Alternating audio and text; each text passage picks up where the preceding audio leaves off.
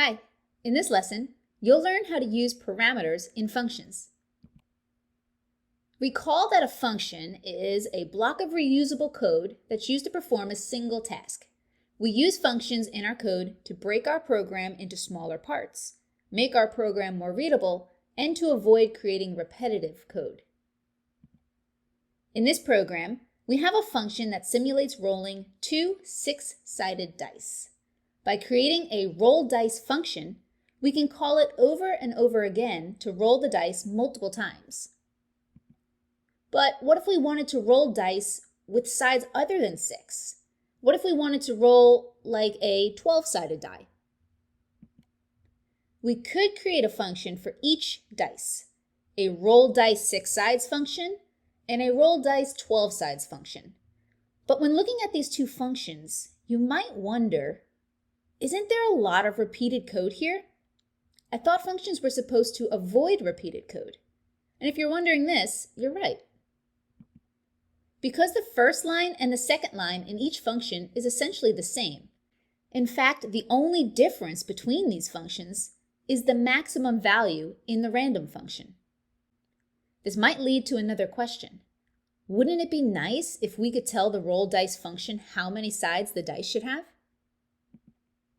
So that when we want to roll 6-sided dice, it gives us two random numbers between 1 and 6. Or if we want to roll a 3-sided dice, it gives us two random numbers between 1 and 3. Or if we want to roll our 12-sided dice, it gives us two random numbers between 1 and 12. We can generalize this by saying we want to be able to input two dice of any number of sides and have the output be two random numbers between 1 and the number of sides. Naturally, computer programming has a solution. Introducing parameters. Parameters are values that we can input into our functions. Parameters are extremely powerful and will make our functions more versatile, which in turn will lead to less repeated code. Going back to the parts of the function, you might ask, well, where do the parameters come in? When writing a function definition, the parameters go inside of the parentheses. You can have any number of parameters in a function definition. You just need to separate them with a comma. To use an analogy, writing a function with parameters is like writing a recipe that we can reuse. Let's say we have a function called make cake. By adding parameters, we can specify the type of cake, the flavor of cake, and the amount of sugar. This enables us to reuse the same function in different situations, which makes our code more efficient. Let's go back to our roll dice function and add parameters so that we can tell the function how many sides the dice have. We can insert the parameter num_sides into the parentheses of our function. Once we have given the function a parameter, we can then use that parameter inside of the function definition as a variable. In this function, we're using the value of num_sides for the maximum value of the random function. You can name the parameter anything you want, as long as you are consistent within the function definition. You'll also still want to make sure to have the parameter name be descriptive of what it's being used for. Now let's go back to our full program. This time, when we call the roll dice function, we enter a 6 into the parentheses. The number 6 in the function call is known as an argument.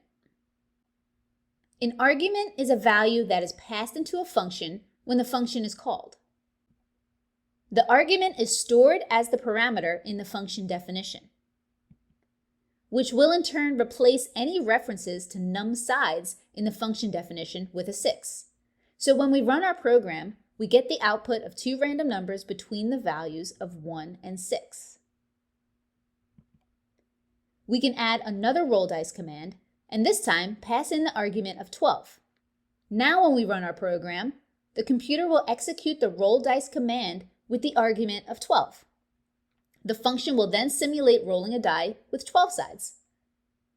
Many of the Roblox functions you have already used have parameters. Parameters can make our programs more versatile and more efficient. This is the color3.fromRGB function. This function requires 3 parameters. Whenever we set the color property of a part, we're passing in 3 color values as the arguments: the red, the blue, and the green. Or when we move a part to a new x, y, and z position, the x, y, and z values are parameters. All right, now that you know all about parameters, you can use them in your programs. Have fun!